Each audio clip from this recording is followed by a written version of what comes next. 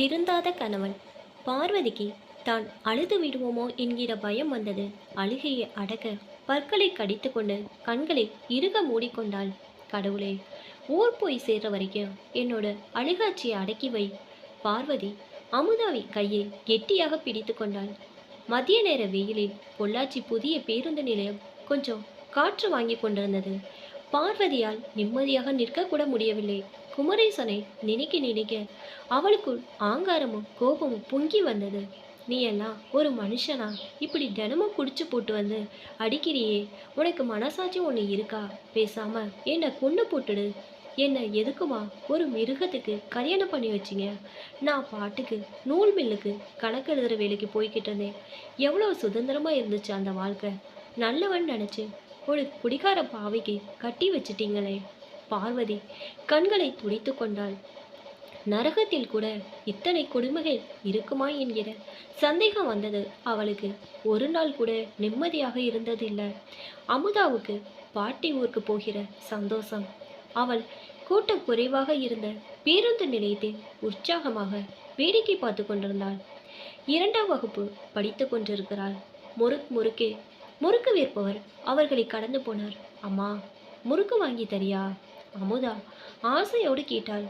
பார்வதியிடம் ஒரு 10 ரூபாய் நோட்டு மட்டுமே இருக்கிறது. டிக்கெட் வாங்க சரியாக இருக்கும். நீங்க வேண்டாச்செல்லாம், பாட்டி ஊருக்கு போய் வாங்கி தரேன். அம்மா கிட்ட காசு இல்லை. அமுதா சிரித்து கொண்டே சரிமா என்று சொன்னபோது பார்வதிக்கு தன்னை மீறி அழுது விடுவோமோ என்று தோன்றியது. ஐயோ, இவ எது சொன்னாலும் கேட்டுக்கிறாளே, ஏன் வயிற்றுல வந்து பிறந்துட்டு சிரமப்பட்டு சீரறிகிறாரே. அமுதா பார்வதியின் கலங்கிய கண்களை பார்த்தா. அம்மா, அழாதம்மா, அப்புறம் எனக்கும் அழுகாட்சி வந்துடும். இல்லடா செல்லம், கண்ணில் ஏதோ விழுந்துருச்சு, நான் அழமாட்டேன். பார்வதி கண்களை துடைத்து கொண்டா. அப்பா இனிமே வராதாம்மா? பார்வதி பதில் சொல்லவில்லை. நாம் இனிமே அப்பா கூட போய் இருக்க மாட்டோமா? பார்வதி அழுகையை அடக்கி கொண்டு அமுதாவின் தலையை ஆதரவாக தடவி கொடுத்தாள். அமுதா கேட்டு கொண்டு இருக்கும்போது 6ஆம் நம்பர் பஸ் வந்துவிட்டது. அமுதா, பஸ் வந்துருச்சு, வா வா. பார்வதி அமுதாவை தூக்கி கொண்டு ஓடினாள். பஸ்ஸில் கூட்டமில்லை. உட்கார இருக்கை கிடைத்தது. தெரிந்த முகம் எதுவும் அகப்படாதது. நிம்மதியாக இருந்தது. 2 கொளத்தூர் இன்று டிக்கெட் வாங்கி கொண்டாள். காலையில் 10 மணிக்கு திருப்பூர் அனுப்பர் பாளையத்தில் இருந்து புறப்பட்டது. பொள்ளாச்சி வந்து சேர 2½ மணி நேரம் ஆகிவிட்டது. 6ஆம் நம்பர் பஸ்ஸுக்காக ஒரு 3/4 மணி நேரம் காத்திருப்பு. மணி இப்போ 2க்கு பக்கம் இருக்குமே. அமுதா காலையில் 2 இட்லி மட்டும் சாப்பிட்டது. ஐயோ, என்னோட பிரச்சனையில் இவ பசியை பற்றி யோசிக்காமல் விட்டுட்டேனே. பாவம் புள்ள, ஒரு வாய் தண்ணி கூட குடிக்கலையே. செல்லம், பசிக்குதாடா? அமுதா சிரித்துக்கொண்டே பார்வதியின் கண்களை பார்த்தாள். பசியே தெரியலமா என்றாள். கண்களில் பசியின் வலி தெரிந்தது. பசியோடு இருக்கிறா, என்னை திருப்திப்படுத்தவே பசி தெரியலன்னு சொல்கிறாளே. கடவுளே, நான் என்ன செய்வேன்? அம்மா, அப்பா இனிமே வராதா?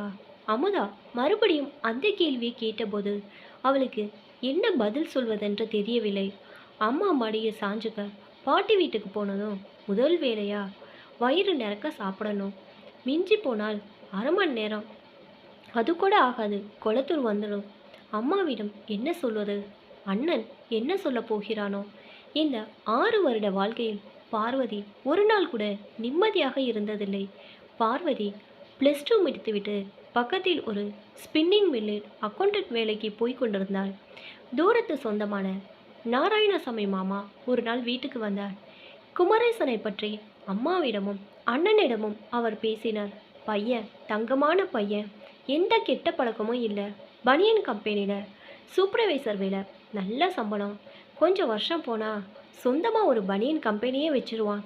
நீங்கள் உங்கள் பொண்ணை நம்பி கொடுக்கலாம். நம்பிக்கையான பேச்சு, நம்ப விதமான அழகாக பேசினார். பொய்யான நம்பிக்கையை ஏற்படுத்தி நம்பிக்கை துரோகம் செய்யும் வார்த்தைகள் எதற்காக? இப்படி பொய் சொல்லி அடுத்தவர் வாழ்க்கையில் நிம்மதி கெடுக்க வேண்டும்?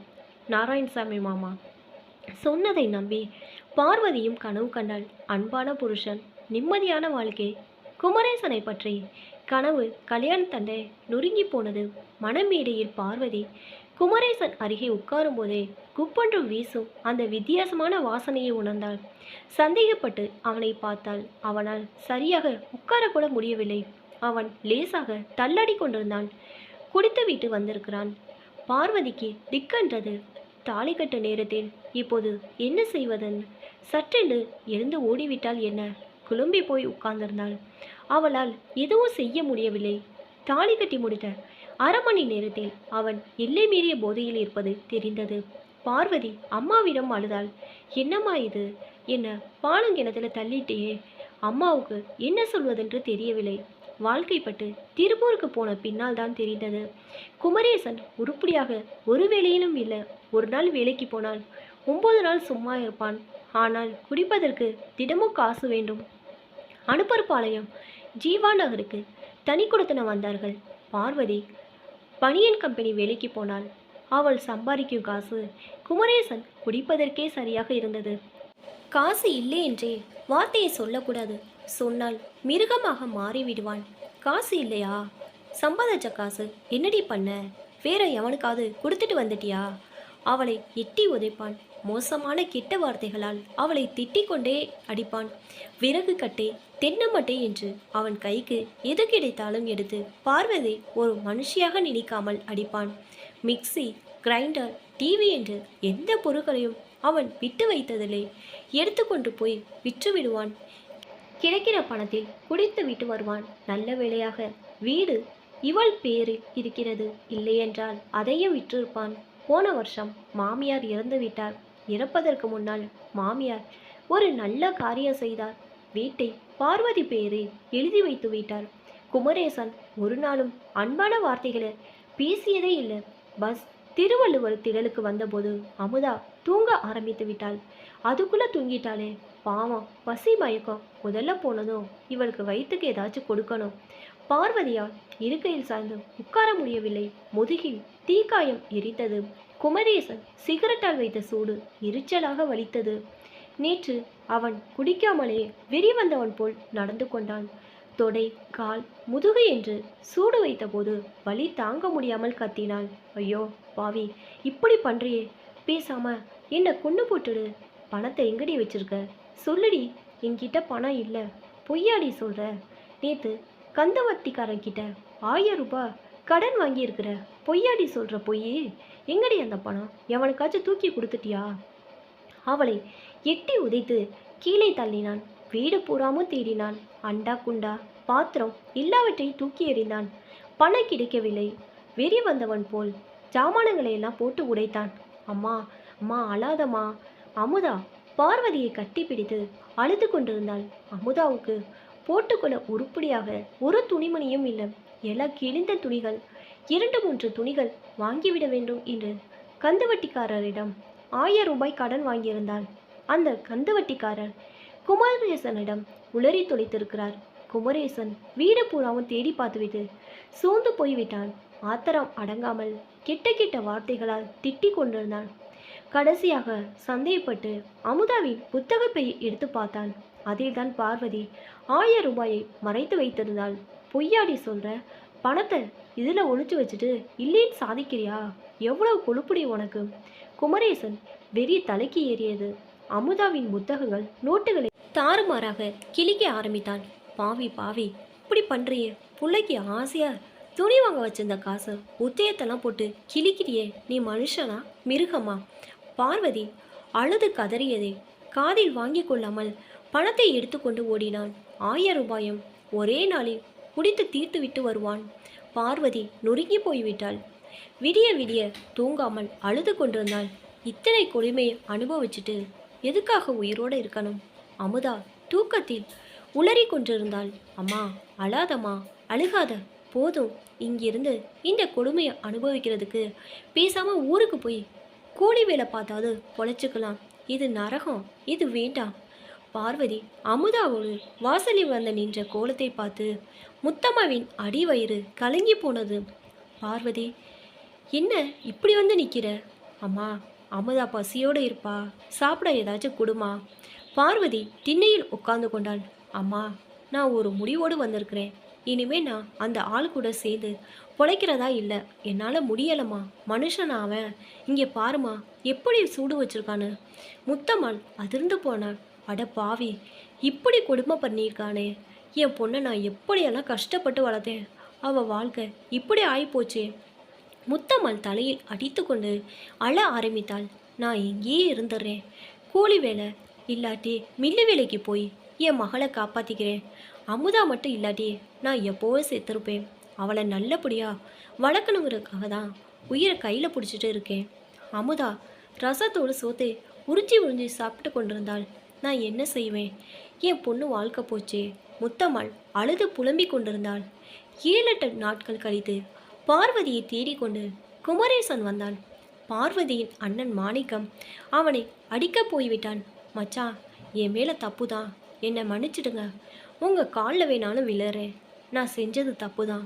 இனிமே குடிக்க மாட்டேன். பாலா போன குடியினால் அறிவு கெட்டுத்தனமாக நடந்துக்கிட்டேன். என்னை மன்னிச்சிடுங்க. இனிமே நான் குடிக்க மாட்டேன். நான் திருந்திட்டேன். டாக்டர் என்னை குடிக்கக்கூடாதுன்னு சொல்லிட்டாரு. இனி குடிச்சா நான் செத்தே போயிடுவேனாம். நான் குடிக்கிறத விட்டுட்டு ஒழுங்காக வேலைக்கு போய் என் பொண்டாட்டையும் புள்ளையும் காப்பாற்றுவேன். இது சத்தியம். உங்கள் காலில் வேணாலும் விழறேன். குமரேசன் மாணிக்கத்தின் காலில் விழுந்தான். முகத்தில் அடித்து கொண்டு அழுதான். நான் இனிமே குடிக்க மாட்டேன். இது சத்தியம். என் பொண்டாட்டி குழந்தைய நல்லபடியாக காப்பாற்றுவேன். காலையில் வீட்டு திண்ணையில் உட்கார்ந்து அழ ஆரம்பித்தவன் மத்தியானம் ஆகியும் அடங்கவில்லை. ஊருக்காரர்கள் கூடிவிட்டார்கள். மாணிக்கம், அவன் அழுறத பாரு. பார்க்கவே பரிதாபமாக இருக்கு. எத்தனை நாளைக்கு உன் தங்கச்சி தனியாக இருக்க போறா? உனக்கு கல்யாண காட்சின்னு பார்க்க வேணாமா? உன்னை பார்க்க பொண்ணு வீட்டுக்காரங்க வந்தாங்கன்னா என்ன நினைப்பாங்க? உன் தங்கச்சி இப்படி இருக்கிறத பார்த்துட்டு பொண்ணு கொடுக்கறதுக்கு யோசிப்பாங்க. குமரேசன் மனசு மாதிரி வந்திருக்கிறான். பொட்ட புள்ள புருஷன் கூட இருக்கிறதா நல்லது. மாணிக்கத்திடம் பக்கத்து வீட்டுக்காரர்கள் பேசினார்கள். மாணிக்கத்திற்கும் அது சரி என்று பட்டது. பார்வதி, உன் புருஷன் மனசு மாதிரி திரும்பி வந்திருக்கிறான். பார்க்குறதுக்கே பாவமாக இருக்கு. நீயும் பொட்டப்பிள்ளைய வச்சுட்டு என்ன செய்வ? இனிமே குடிக்க மாட்டேன்னு சாமி மேலே சத்தியம் பண்ணுறான். தெரிந்து வந்தவனுக்கு ஒரு வாய்ப்பு கொடு. போய் சந்தோஷமாக குடும்பம் நடத்து. பிரச்சனை எதாச்சுன்னா தகவல் கொடு. நாங்கள் எதுக்கு இருக்கிறோம்? ஆளாளுக்கு சொன்னார்கள். பார்வதிக்கு ஆச்சரியமாக இருந்தது. எப்படி மாறிவிட்டான்? பார்வதி எந்த முடிவும் எடுக்க முடியாமல் தவித்தாள். நீ என்ன நம்பலை. நான் உன்னோட காலில் வேணாலும் விழுறேன். சத்தியமாக குடிக்க மாட்டேன் பார்வதி. என்னை நம்பு. குமரேசன் காலில் விழ வந்தான். எல்லோரும் அவனை தடுத்தார்கள். திடீர்னு இப்படி திருந்துறதுக்கு என்ன காரணம்? சரி, நடப்பது நடக்கட்டும், போய் பார்ப்போம். பார்வதி முடிவெடுத்தாள். குமரேசன் இப்படி அழுது அவள் பார்த்ததில்லை. முத்தம்மாவுக்கு ஒரு வகையில் சந்தோஷமாக இருந்தது. மாப்பிள்ளை திருந்திட்டாரு. இனி மகள் சந்தோஷமாக இருப்பாய் என்று நினைத்தாள். மத்தியானம் கோழி எடுத்து குழம்பி வைத்தாள். கறி குழம்பு சாப்பிட்ட கையோடு குமரேசனும் பார்வதியும் அமுதாவோடு கிளம்பினார்கள். பொள்ளாச்சி பேருந்து நிலையம் திருப்பூர் பஸ்க்காக காத்திருந்த போது குமரேசன் சொன்னான். பார்வதி, அமுதாவுக்கு சாப்பிட ஏதாச்சும் வாங்கிட்டு வரேன் என்று சொல்லிவிட்டு போனான். அப்பா பாவம். ஏமா, இனிமே குடிக்க மாட்டாரு. ஏமா? அமுதா ஏதேதோ சொல்லி கொண்டிருந்தாள். கொஞ்ச நேரம் கழித்து குமரேசன் வந்து நின்றான். என்ன வெறுங்கோயோடு வரீங்க? பார்வதி கேட்கும் போதே குமரேசனிடம் குப்பன்ற வாடை குடித்து விட்டு வந்திருக்கிறான். குடிச்சிட்டு வந்திருக்கியா? ஆமாடே, குடிச்சிட்டு தான் வந்திருக்கிறேன். அதுக்கு இப்போ என்ன? அட பாவி, நீ எல்லாம் ஒரு மனுஷனா? குடிக்கவே மாட்டேன்னு சத்தியம் பண்ணிட்டு இப்படி குடிச்சு போட்டு வந்து நிற்கிறியே. என்னடி சும்மா காத்துற? நீ பாட்டுக்கு பிறந்த வீட்டுக்கு போயிட்ட. எனக்கு குடிக்கிறதுக்கு யாரடி காசு தருவா? இங்கே பாரு, ஒழுங்கா திருப்பூருக்கு வந்து வீட்டை என் பேருக்கு மாற்றி கொடுத்துரு. திருப்பூர் போகிற வரைக்கும் சமாளிக்கலான்னு பார்த்தா டாஸ்மார்க்கு கடை கண்ணில் பட்டு தொலைஞ்சிருச்சு. குடின்னு அலையிற உனக்கெல்லாம் எதுக்கு கல்யாணம்? பொண்டாட்டி குழந்தையை வச்சு காப்பாற்ற துப்பு இல்லை. நீலாம் ஒரு மனுஷன். எத்தனை ஜென்மம் எடுத்தாலும் நீ திருந்த மாட்ட. சே, உன்னோட முகத்தில் முழிக்கிறதே பாவம். இனிமே என்னை தேடி வராத. பார்வதி அமுதாவை அழைத்து கொண்டு வேகமாக நடக்க ஆரம்பித்தாள். நில்லுடி, என்னையே வேணான்னு சொல்லிட்டு போற. அப்புறம் நான் கட்டின தாலி மட்டும் எதுக்கடி கழட்டி கொடுடி. பார்வதி நின்றாள். திரும்பி அவனை எரித்து விடுவது போல் பார்த்தாள். உன்னால் ஒரு நல்ல புருஷனாவோ நல்ல தகப்பனாவோ இருக்க முடியல. ஏன் நல்ல மனுஷனாக கூட இருக்க முடியல. என்னைய உன் பொண்டாட்டின்னு சொல்லிக்க வெக்கமாக இருக்குது. இந்த தாலியை கட்டியிருக்கிறதுனால எனக்கு ஒன்றும் பெருமை இல்லை. தாலியை கழட்டி அவன் முகத்தில் விட்டெறிந்தாள். குமரேசனுக்கு செருப்பை கழட்டி அடுத்த மாதிரி இருந்தது. அவனால் இப்படி ஒரு அவமானத்தை தாங்கிக் கொள்ள முடியவில்லை. கோபத்தோடு அவளை நெருங்கினான். உனக்கு அவ்வளோ திமிராயிடுச்சா? புருஷன் மதிக்காம எடுத்தடிச்சு பேசுறியா? குமரேசன் அவள் முடியை கொத்தாக பற்றி இழுத்தான். ஐயோ கொல்றான், என்னை காப்பாத்துங்க! பார்வதி கத்தினாள். அவள் சத்தம் கேட்டு பேருந்து நிலையத்தில் நின்றிருந்தவர்கள் ஓடி வந்தார்கள். என்ன என்ன என்று கூட்டம் கூடிவிட்டது. இந்த ஆள் என்கிட்ட தகராறு பண்றான் என்றாள் பார்வதி. டே யாடா நீ? எடுடா கையே! ஒரு ஆள் குமரேசனை அதட்டினா. அம்மா அம்மா! அமுதா பார்வதி கட்டி கொண்டு அழுதாள். இவ என் பொண்டாட்டி, இது எங்கள் குடும்ப பிரச்சனை, யாரும் தலையிட வேணாம். இல்லைங்க, இந்த ஆள் என் புருஷனே இல்லை, யாருன்னே தெரியாது. அடி பாவி, என்ன புருஷனே இல்லைன்னு சொல்றியா? பார்வதி அடிக்க கையை ஓங்கினான் குமரேசன். என்னையா எல்லாரும் வேடிக்கை பார்த்துட்டு இருக்கிறீங்க? பொம்பளை மேலே கை வைக்கிறான், அவனை பிடிச்சி உதங்கியா? நுங்க கூடையோடு நின்றிருந்த பெண் ஒருத்தி ஆவேச குரலில் கத்தினாள். டே, என் மேலே கை வச்சிருவீங்களா? வாங்கடா பார்க்கலாம் என்றான் குமரேசன். என்ன இங்க கூட்டம், என்ன பிரச்சனை? 2 பெண் போலீஸ்காரர்கள் கூட்டத்தை விலக்கி கொண்டு வந்தார்கள். அம்மா, இந்த ஆள் குடிச்சிட்டு வந்து அந்த பொண்ணோட கையை பிடிச்சி இழுத்து கலாட்டா பண்றான் என்றாள். கூட்டத்தில் ஒரு பெண். யாருடா நீ? லத்தியால் 2 சாத்து சாத்தினார்கள். ஐயோ அடிக்காதீங்க, அவ என் பொண்டாட்டி. குமரேசன் அலறினான். ஏமா, இந்த ஆள் உன் புருஷனா? ஒரு பெண் போலீஸ்காரர் கேட்க. இல்லைங்க, இந்த ஆள் என் புருஷன் இல்லை, இவன் யாருன்னே தெரியாது என்றாள் பார்வதி தெளிவான குரலில்.